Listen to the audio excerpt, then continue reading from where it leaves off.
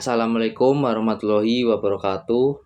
Perkenalkan, nama saya Haikal Zidan Yusuf dengan NIM 2303010033. Di sini saya akan menjelaskan artikel saya yang berjudul Aktivisme Politik Muhammad Yamin serta perannya dalam organisasi pergerakan nasional dan perjuangan kemerdekaan. Alasan saya memilih judul tersebut, yang pertama, mengangkat tokoh sejarah yang kurang tersorot.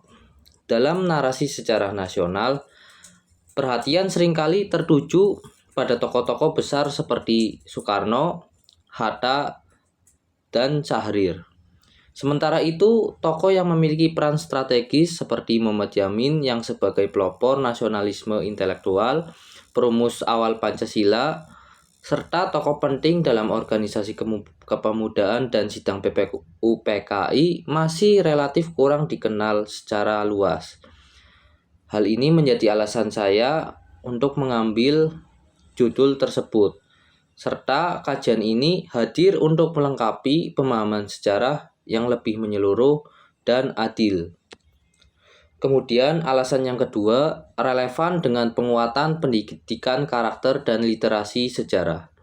Dalam konteks pendidikan, khususnya pendidikan sejarah, pembelajaran seringkali berpusat pada penghafalan peristiwa dan tanggal penting. Dengan mengkaji figur seperti Muhammad Yamin, siswa tidak hanya mengetahui fakta sejarah, tetapi juga diajak menganalisis proses perjuangan ideologis dan intelektual dalam membentuk bangsa. Hal ini sangat relevan dengan pendidikan karakter, nilai kebangsaan, serta kompetensi berpikir kritis. Kemudian yang ketiga, menunjukkan bahwa pendidikan dan intelektualitas adalah bagian dari perjuangan. Muhammad Yamin membuktikan bahwa kekuatan pemikiran, sastra, dan pendidikan mampu menjadi alat perjuangan yang efektif. Ia menggunakan bahasa, sejarah, dan hukum sebagai medium untuk menyatukan bangsa Indonesia yang majemuk. Pesan ini penting untuk ditanamkan dalam dunia pendidikan hari ini, bahwa pelajar dan kaum intelektual memiliki peran strategis dalam membangun bangsa. Kemudian untuk metode penelitian saya ambil metode penelitian kualitatif studi pustaka. Metode penelitian kualitatif studi pustaka adalah pendekatan penelitian yang digunakan untuk memahami fenomena secara mendalam melalui pengamatan, penafsiran, dan analisis terhadap data non-numerik. Tujuan utamanya adalah menggali makna, memahami konteks, dan mengeksplorasi pengalaman atau pemikiran subjek yang diteliti. Sementara itu, studi pustaka merupakan teknik pengumpulan data yang dilakukan dengan menghimpun, menelaah, dan menganalisis berbagai sumber tertulis baik berupa buku, jurnal ilmiah, artikel, dan lain-lain yang relevan dengan topik penelitian saya. Kemudian alasan saya memilih metode ini, yang pertama ada kesesuaian dengan tujuan penelitian. Kesesuaian dengan tujuan penelitian yang bersifat historis dan interpretatif.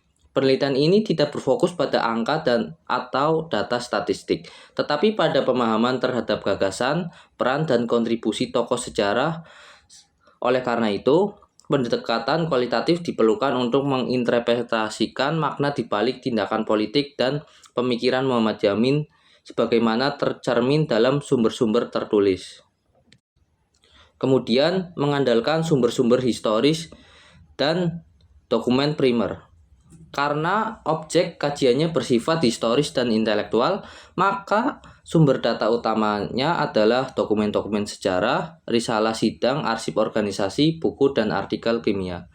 Hal ini, studi pustaka memungkinkan peneliti untuk menghimpun, membandingkan, dan menganalisis berbagai literatur yang relevan secara sistematis dan mendalam. Kemudian lanjut pada isi artikel ini. Yang pertama ada biografi Muhammad Yamin. Muhammad Yamin lahir pada 23 Agustus 1903 di Sawalunto, Sumatera Barat. Ia tumbuh di keluarga religius yang mendukung pendidikannya sejak muda. Yamin tertarik pada sejarah, sastra, dan politik. Ia menempuh pendidikan di AMS Yogyakarta dan kuliah hukum di RHS Batavia.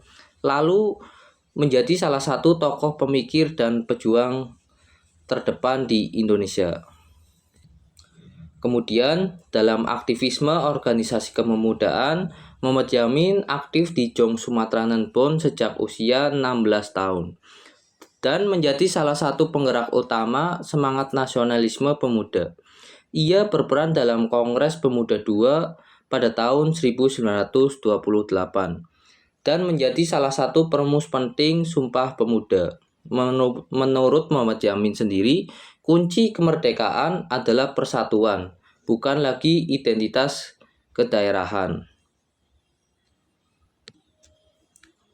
Kemudian, peran Muhammad Yamin sendiri tidak hanya di dalam negeri.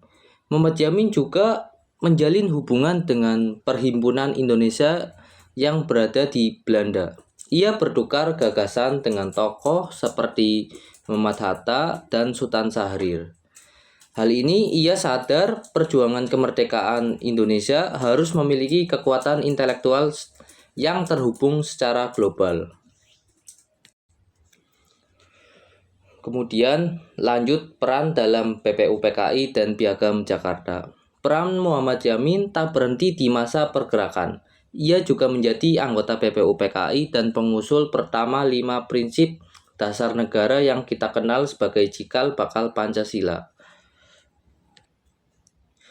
5 dasar sendiri yang diusulkan Muhammad Yamin, yang pertama ada peri kebangsaan, peri kemanusiaan, peri ketuhanan, peri kerakyatan, dan kesejahteraan rakyat.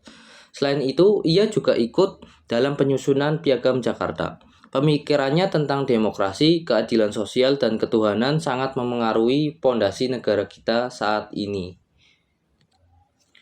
Kemudian, selain sebagai politisi, Muhammad Yamin adalah intelektual organik. Ia aktif menulis puisi seperti yang berjudul Tanah Air dan aktif menulis buku sejarah seperti 6.000 tahun Sang Merah Putih. Ia juga aktif di media Indonesia seperti Pujangga Baru dan Indonesia Raya. Hal ini bertujuan untuk menyebarkan semangat kebangsaan pemuda di negara Indonesia saat itu.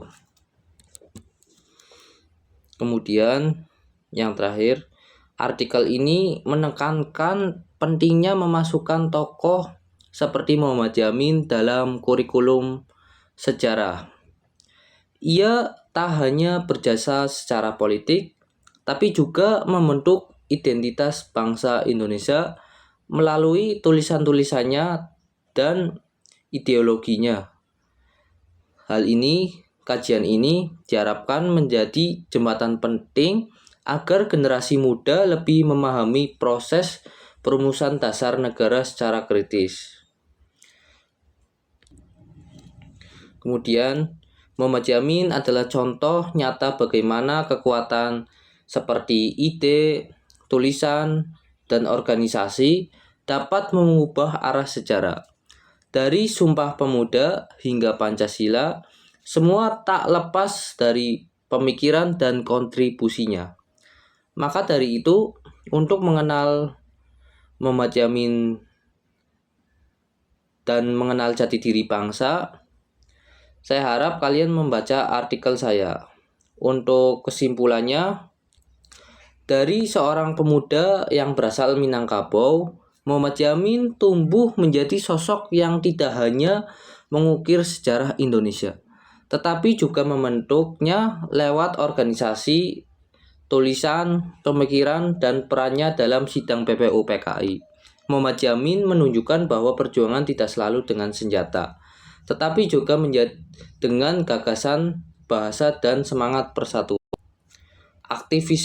Aktivismenya membuktikan bahwa pendidikan dan intelektualitas ini adalah senjata paling tajam dalam membangun bangsa. Ia juga bukan hanya menjadi perumus Pancasila, tetapi juga menjadi arsitek kesadaran bangsa Indonesia. Maka Mengenal Muhammad Yamin bukan sekedar mengenang sejarah, tapi juga mengingatkan kita tentang bahwa masa depan Indonesia juga membutuhkan pemikir, pemuda, dan pendidik yang mau bersuara dan bersatu serta berjuang dalam cara masing-masing. Itu saja penjelasan dari artikel dari saya, kurang lebihnya mohon maaf. Saya tutup. Wassalamualaikum warahmatullahi wabarakatuh.